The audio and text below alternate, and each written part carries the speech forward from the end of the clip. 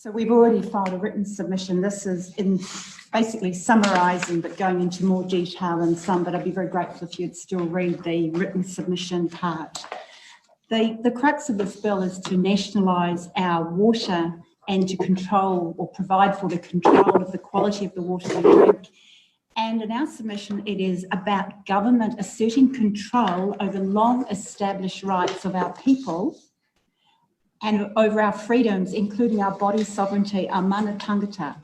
So we have always, as people of New Zealand, had the right to take water, and we've had the right to choose what we put into our bodies. And this law will centralise, nationalise that decision-making. And it means that people don't have that choice anymore, because all of our government sources of water will be potentially chlorinated, fluoridated, and if it follows the path of Japanese and other authorities, it'll have lithium put into it.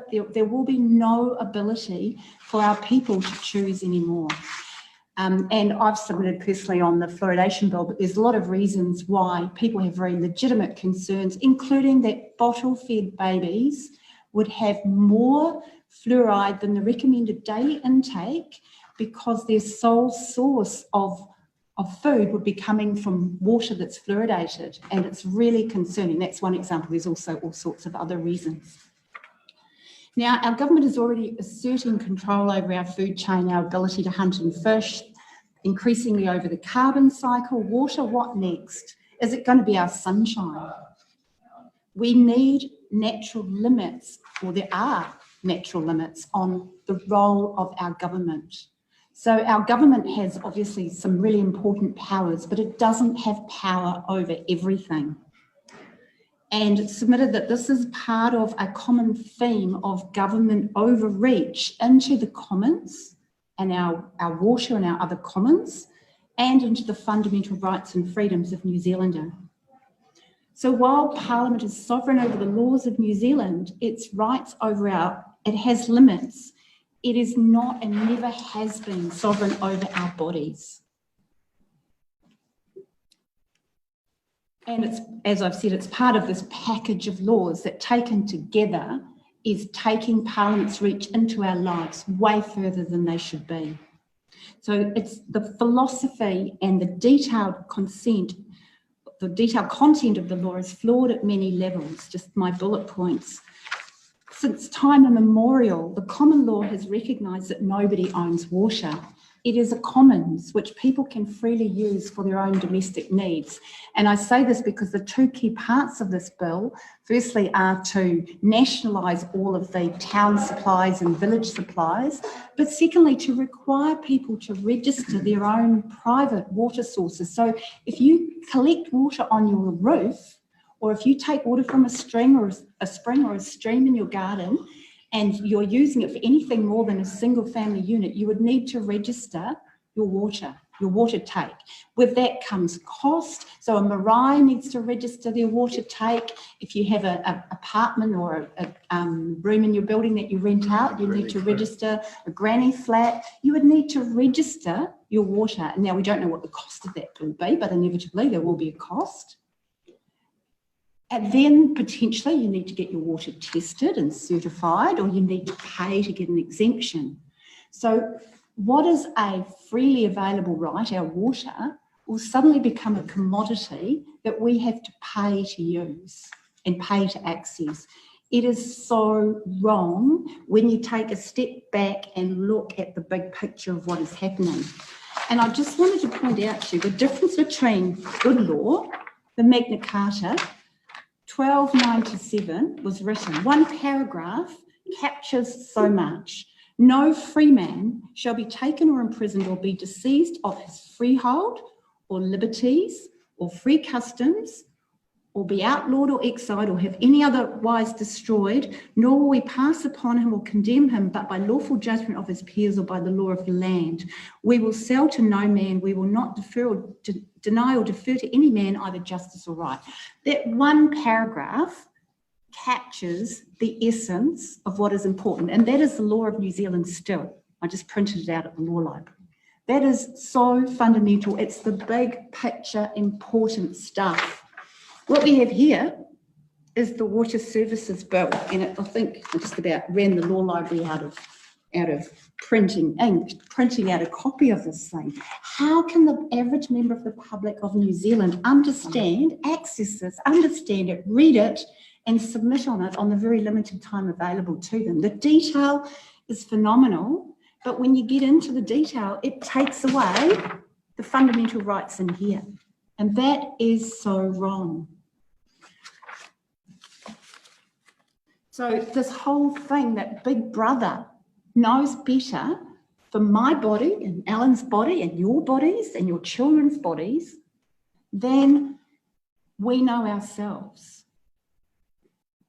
It is such a fundamental switch around. It's hard to find the words to describe what this current reform is proposing to do as part of that big picture.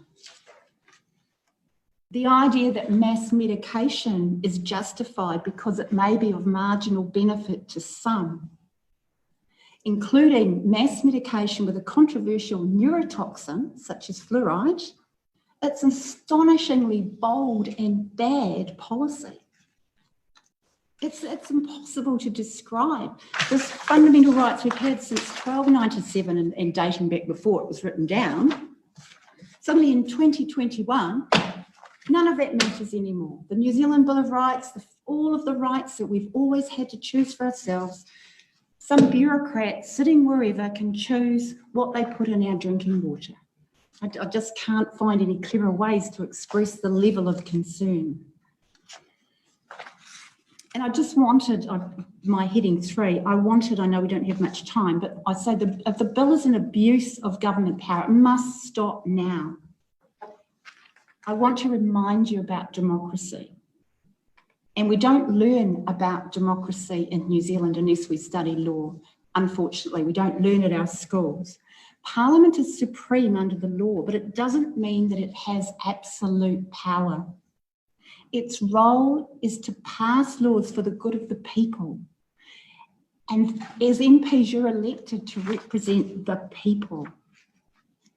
There have always been limits on the power of the state, the role of the state, and things such as interfering with our body sovereignty, the right to take water for our domestic use, and the other rights, hunting and gathering for our food, many other freedoms in our Bill of Rights Act and the Magna Carta are outside the state's mandate. The tentacles of the state do not rightly extend into those areas.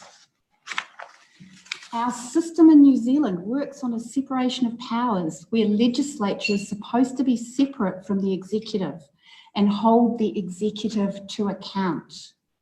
Our system depends on the checks and balances on the abuse of power by any branch of government. Your roles as MPs are so important. You have the ability to hold the executive to account. You can ask written and oral questions. You can talk to your colleagues. You can question them. You can obviously do your select committee report, put in writing what the submitters say. You're not just there as figureheads to do what your parties want you to do. You're there to represent the people who appoint you, who choose you.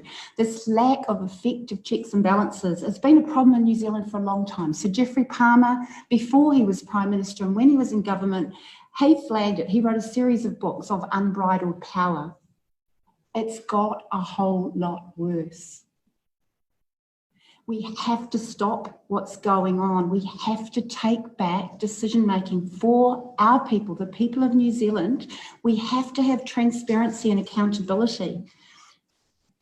People are losing trust. I do a lot of submissions on the internet and talking to people because people have lost contact. They feel that they're wasting their time to make a submission to government because they think it's already pre-decided.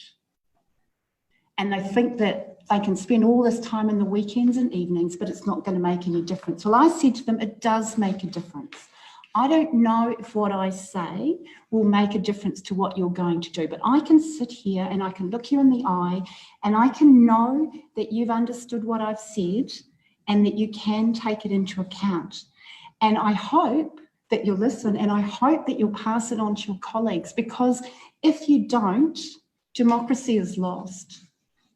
And if you don't, our people are already talking. I mean, look, people are about to rebel. They're rebelling all around the world. It's been a terrible 12 months. There's been so many changes. People have lost trust in their government. They're increasingly protesting, the police and lots of the government departments locking themselves away instead of connecting and talking. And the more government lock themselves away and separate themselves from the people they represent, it explodes somewhere. So there's a chance for the elected representative to show that they do listen and they do care, and they will take into account the big picture, the Magna Carta type principles, and they will listen to what people say, and they will respect that we are individuals. I might be allergic to peanuts and you might be allergic to something else, but neither of us should have to have peanuts in our water or whatever else in the water that we might not want to have, because that is the essence of humanity, that we are different and we do need a choice over what is given to us and happens to us. Okay, we are probably at time actually. Can I just hand over to the